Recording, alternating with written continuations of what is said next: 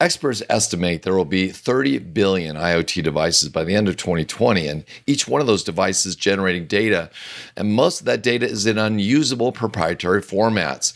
Now, in this episode of IoT Playbook, I interviewed Michael Skurla, the Director of Product Strategy for BitBox USA. Now, BitBox collects data from all IoT devices on a network, loads it up to a secure cloud, aggregates and analyzes the data, and then transforms it into an immediately usable formats. For example, a restaurant chain, they wanted to reduce its heating and cooling costs, and they spent 6 months looking at HVAC analytics, but could not see any patterns. Within 3 days of installing a BitBox at each restaurant location, the BitBox analytics engine discovered that the restaurants with the highest energy costs had managers who left the back door open when they went outside to smoke. Now, that revelation immediately saved their clients 30% in energy costs. So, if you want to learn a simple solution for monetizing IoT data, then go to podcast.iotplaybook.com, where we interview the IoT solution providers who show you their playbooks for making money with commercial IoT. All right. Hey, everybody. This is Mark Smith. I'm the host of IoT Playbook, and I'm here with Michael Skurla, who is the Director of Product Strategy for BitBox. So welcome, Michael. Thanks for having me. I really appreciate it. All right. So tell us a little bit about BitBox, what the company does, and a little bit about yourself, how you got into this space. Yeah, interesting story. With IoT changing the market. We've been around since 2015. We sort of focus on a different area of IoT. The whole definition of IoT is somewhat debatable to some companies. But we've realized as we started up that data, we have so much data already. And it wasn't about generating data. It was gathering the data into a usable form so people could do something with it. Older methods of doing this, particularly in the building community, we're using things like the Niagara framework or using Jace boxes that were highly custom and tooled and worked really, really well in a single building. But you put a lot of effort into that single building. Since we came out of the telecom space, the idea was, well, wait a minute, we have hundreds of buildings, and each one of these is slightly different. How do we take all that data and rationalize it into something that then we can use a data set and generate applications off of or useful outcomes from the data? That's where BitBox was born. And we went through some learning processes, and we realized a lot of people look at us, they say, hey, it's a BitBox. It's got to be a piece of hardware. Well, it sort of is, but we're really a platform. We are a piece of hardware that aggregates in everything and anything it possibly can. We speak lots of the different standard IT and building protocols and languages, everything down to analog triggers, all the way up to SNMP and different camera protocols.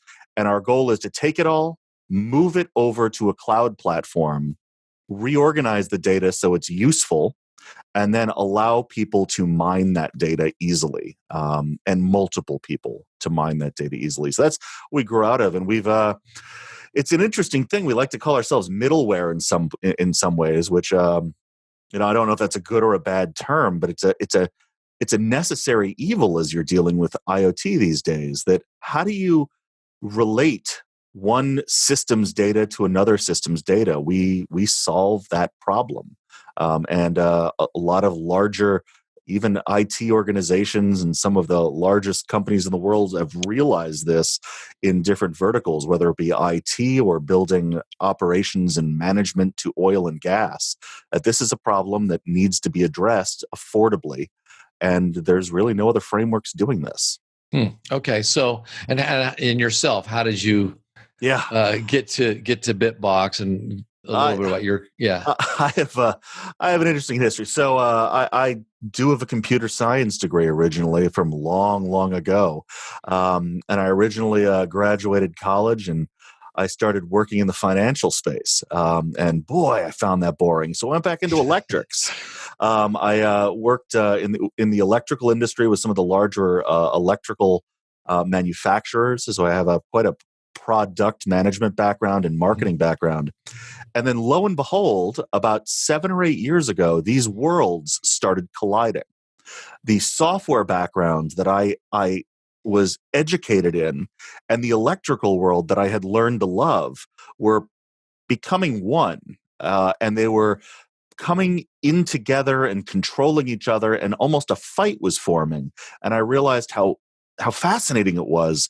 My background just sort of fit perfectly. So I worked for several several of the larger lighting manufacturers who were looking at ways of revolutionizing lighting as the LED market exploded, and using lighting for different purposes, things like geospatial analytics and location and wayfinding and all these emerging technologies.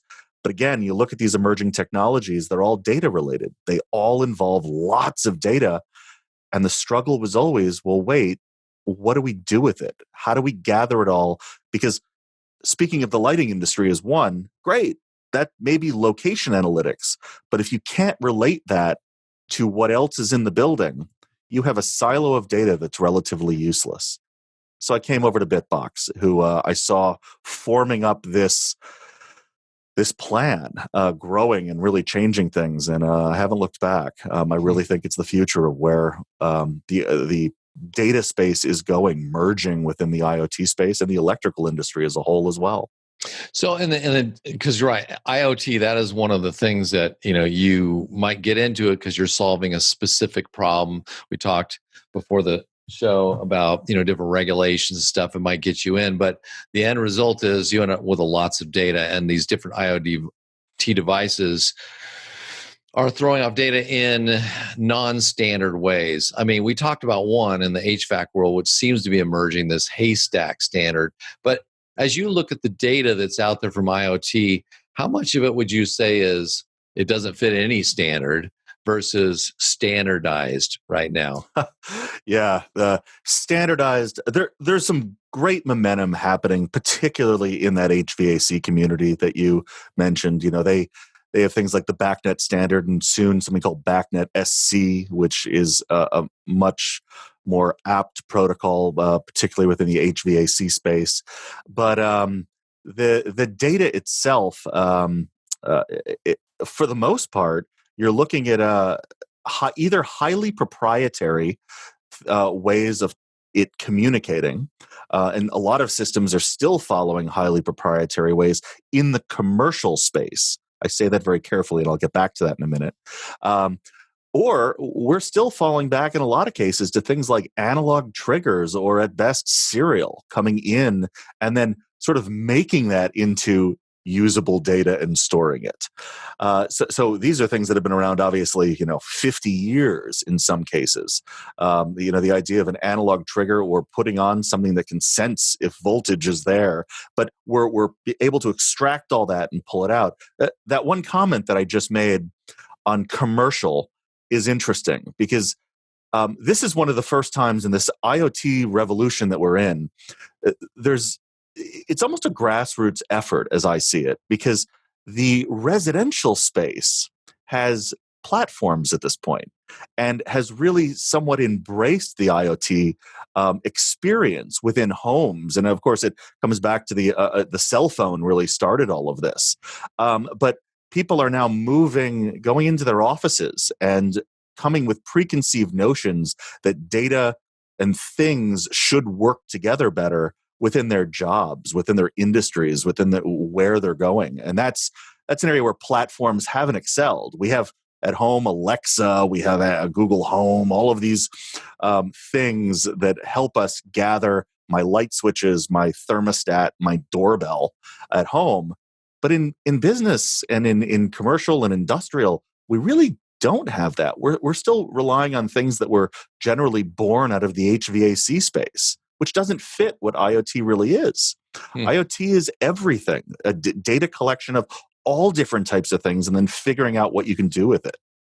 So let's say, let's future pace. If somebody does aggregate this data and is able to figure out something to do with it, give me a scenario about what can they do with that data? Could they turn it into a new product? Can they monetize it? I mean, what's that sort of Yeah. Rainbow. What's at the end of that rainbow? What's at the end of that rainbow? And it's a slow trek to get there. We're so used to ROI stories, particularly in the sales industry, where to say, what's my return on investment of putting in a new chiller?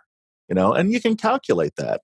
With the IoT story, it's different because you're involving multiple trades coming in together that can maybe do different actions and increase the energy performance. But then there's also ways that you can use that data to increase the sale of things. So there's, as I see it, within particularly if we look at the commercial building or retail space, if we're using IoT devices and a platform within either a restaurant, let's say, or an office building, there are two ROI stories that can exist. There's one on how much money can I save that organization by putting a system in, or on the flip side, and ideally with that savings, how much more value can I bring or money can I bring into the organization because of this IoT system? So, a fantastic example, and I go back to a retail example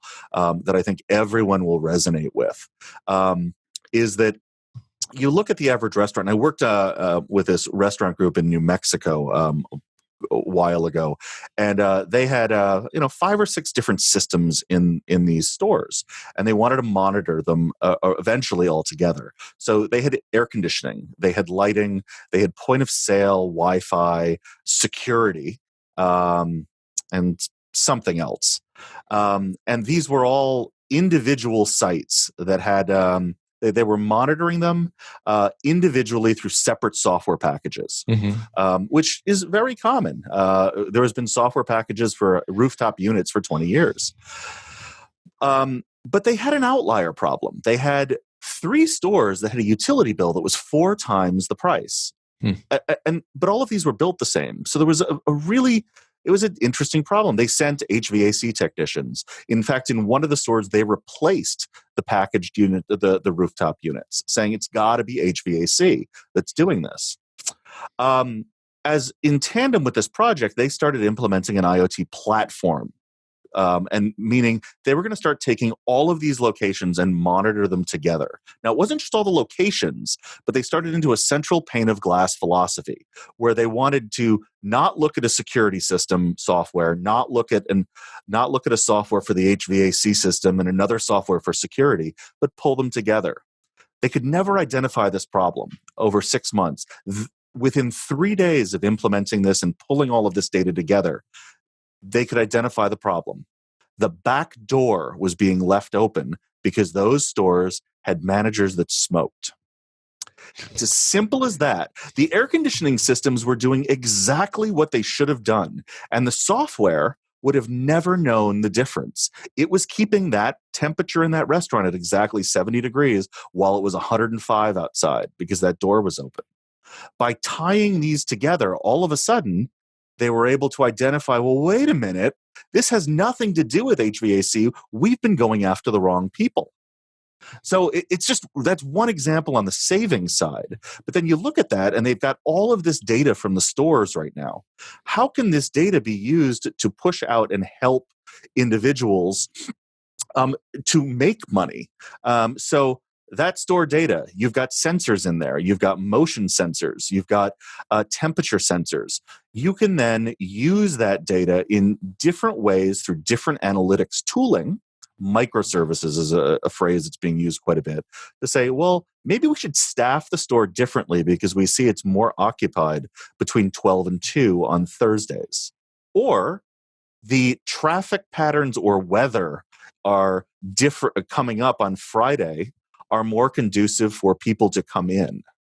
And these are all things that can impact the business and increase performance of the business. So we have both sides of this, all coming back to saying, all we have to do is get all of this data, but then think about how we want to use this together. So if I am I've got some IoT managed service opportunities and I go into an environment and I see there's I've got maybe my IoT solution, but there's a bunch of other IoT already in place in the company. So now I say, you know what if I just spec in a BitBox, right? Yeah. And so then BitBox does what? As soon as they put that in, does it go to work and start identifying IoT devices and start to grab that data, or how does it Yeah, work? that was the area that we wanted to solve, because we thought that the proprietary architectures of the past simply can't exist in the IoT realm. No one manufacturer can make every sensing device within a space. Going back to the restaurant example, do you see an HVAC company making a deep fryer monitor? Probably not. They shouldn't. That's a specialty of someone else. So an IoT platform, and what the BitBox really does is it goes in, it's a simple box, and it takes in communication from whatever it can, wirelessly or wired, um, takes all of it into a single device that doesn't have to be programmed.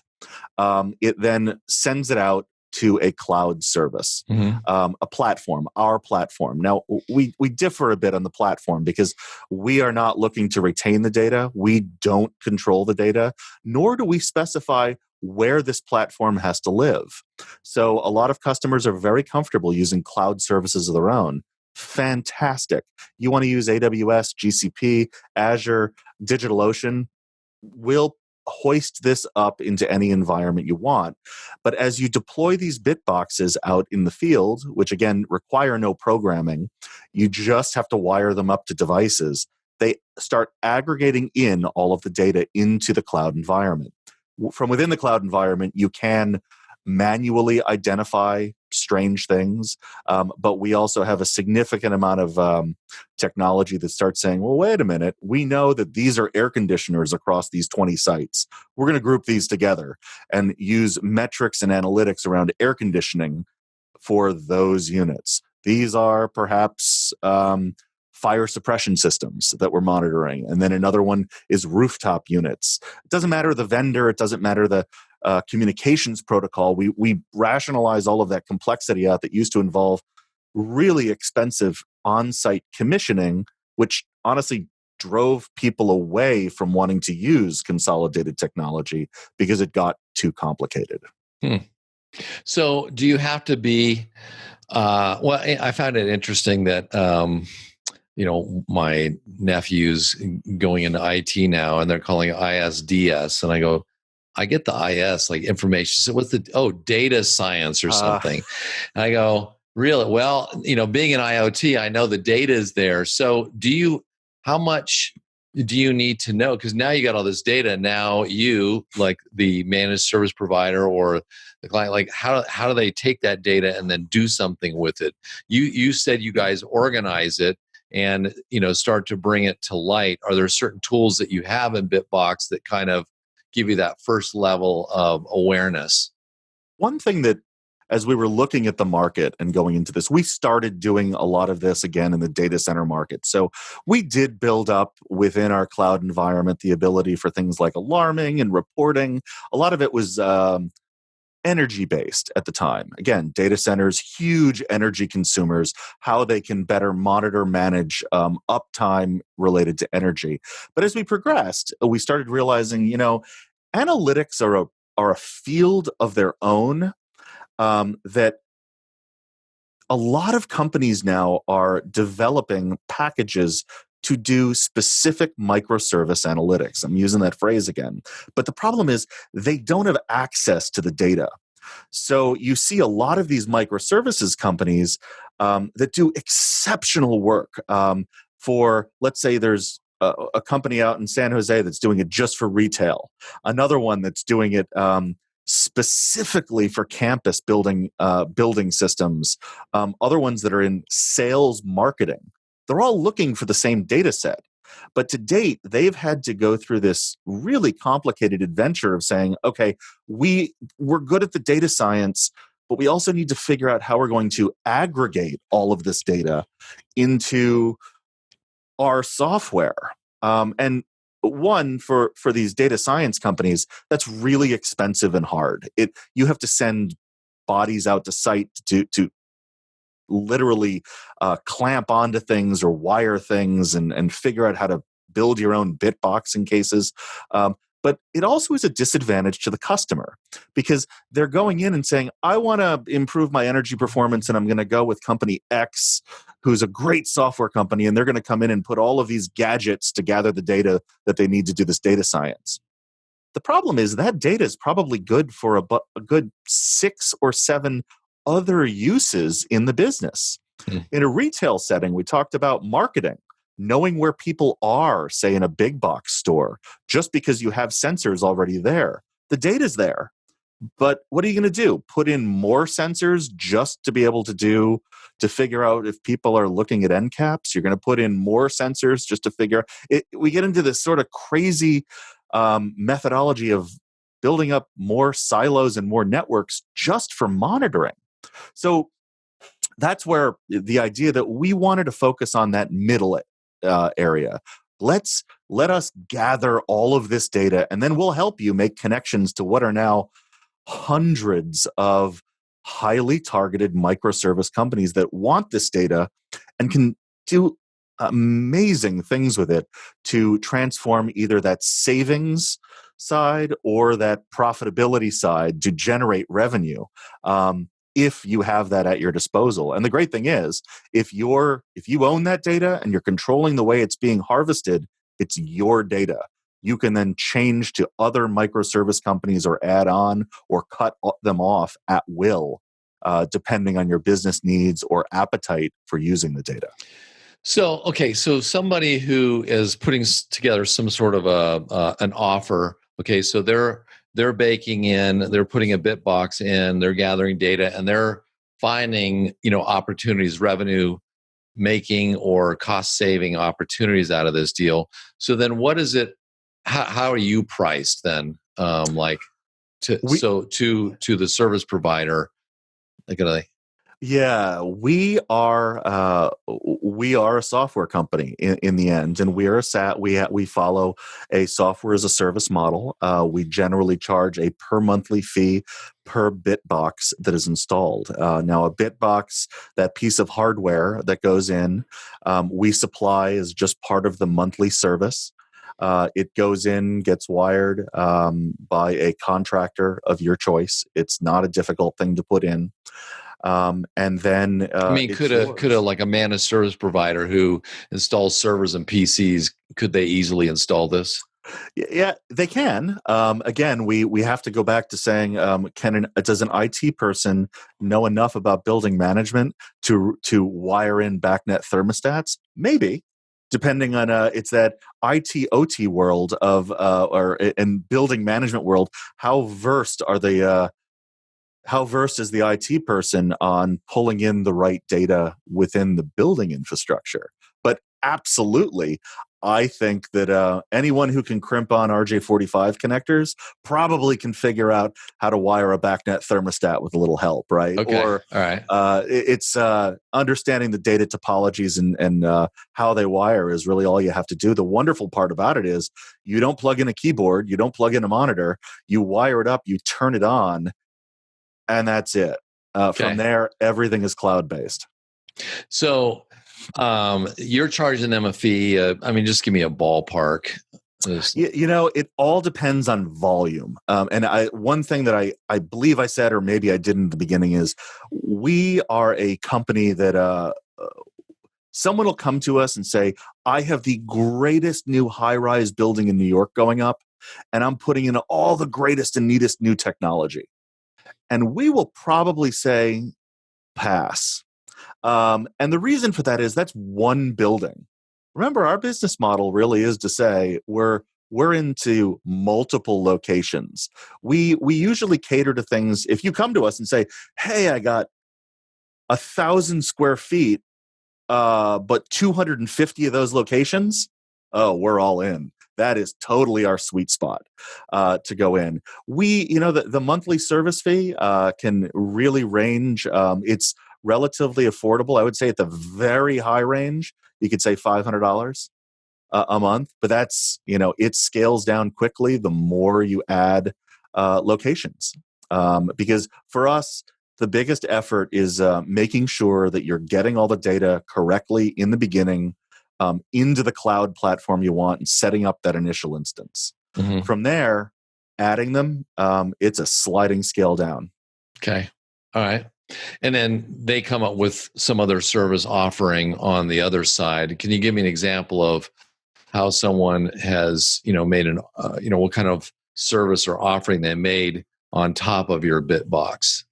So you're actually creating value out of the BitBox as another product. You're saying almost like Yeah, or OEM. combining it with something else, or maybe they say, "Hey, you put a BitBox in, and then you're going to create a custom dashboard for them. Like sorting through the data that you find, and then created." Right, I could see where they would pay, a monthly service fee for a dashboard would be an example. Yeah. Sure. Yeah. So using our API is obviously free, but a lot of these other third-party companies will take our API and then use it for other purposes. Now, that can be a number of things. One, there are work order management systems that we connect to, and a customer would pay. They wouldn't pay us, but they may have an existing work order management system that we could issue. They want to use the data to issue tickets. When the temperature is below 60 degrees in this area, issue a ticket automatically. Fantastic. That's what a work order management system does. It can then turn that ticket out to whoever's doing the work. Dashboard systems that allow energy savings and refinement, things like Lucid Technologies and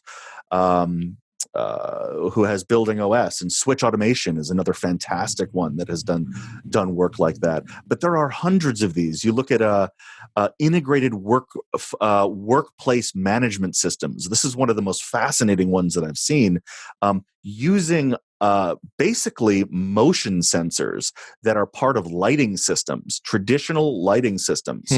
And they are saying, well, how often are certain spaces occupied, trending that data over a year, and then interpreting that into leases to say, we have too much space or we have too little space, and perhaps you should consider changing your lease agreement of the size of the facility that you're in.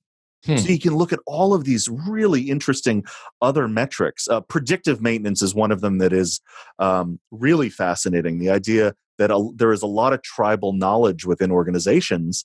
I use one in a fast food restaurant to say, when a deep fryer is losing temperature, and by the way, deep fryers these days are actually IoT devices, which I think is crazy. You can get data out of them, but if you start seeing that temperature slip by over 20 degrees in a month, tribal knowledge in some of these organizations is that thing is probably going to fail in 6 weeks. So we're going to premeditatively send someone out to replace it, because the worst thing that you want when you make French fries a lot is to have it go out in a lunch rush and have 2 days to get a new one in there. So all based on the same data sets. All right. Very good. Okay. So somebody wants to follow up with you, and I don't know exactly what is the next thing that can they get a demo unit? Do they have a conversation with you, or how does that work? What should they do next? Yeah, one of the things when I always go to websites, when I say price and availability or a POA, I always get scared. No, as I said, we're a company that really is based on volume. But don't be scared if you're coming in and saying, hey, we want to try this for one. We want to see how this is going to work. We actually have a pilot program to help people do that, depending on what your needs are in the future, where you're going with this. We're super flexible. Hit up our website, bitboxusa.com. From there is a connect with us button. Don't worry, there aren't a lot of scary people that are going to be calling you. Chances are I will be writing you, or one of two other people. Again, we focus generally on larger organizations, but we also really cater to startups as well that are looking to gather that data and do something with it. We love to hear about what you're doing and see if it's a fit, and we'll tell you if we're not. Do you have like an ecosystem of, I call BitBoxers that, for example, I get in, I have an opportunity, but I'm not a data scientist guy, but maybe there's somebody in your community that you could partner me up with who could comb through my client's data and find opportunities? We have a couple of firms that we work with that deal with data science and analytics. Now that it's so interesting because it's such a growing field, and there's a lot of people that can do that, can look through that data and generate custom things. But I am completely stunned by the amount of smaller analytics companies that are coming out for hyper-focused usage of IoT data. I saw one the other day that's a company that's dealing in garbage collection analytics only. You know, talk about, a real rabbit hole market. But you look it up, and I guarantee whatever field you're in, you research it, there is probably 2, if not 8 companies that would love data and to help you make money or save money on it. Sweet. They just need the data. Okay. Very cool. Well, hey, Michael, thank you so much for coming on and enlightening me. So I can think of a few scenarios where I may want a BitBox for a project I'm working on. So I'm excited to learn more about this deal, because I think in the IoT world, the data is the gold. It is. And it may not seem that way on the surface, but ultimately it is that gold. And for us to mine the gold, sounds like you got the right picks and axes to go mine that. Best way to put it is we got all the picks and the axes, and we can get all that gold out. You just have to refine it. Right. You're going to melt that down into a nice gold bar, whatever shape you want. All right. Sounds good, Michael. Thank you so much. Thanks for having me. I truly appreciate it. All right.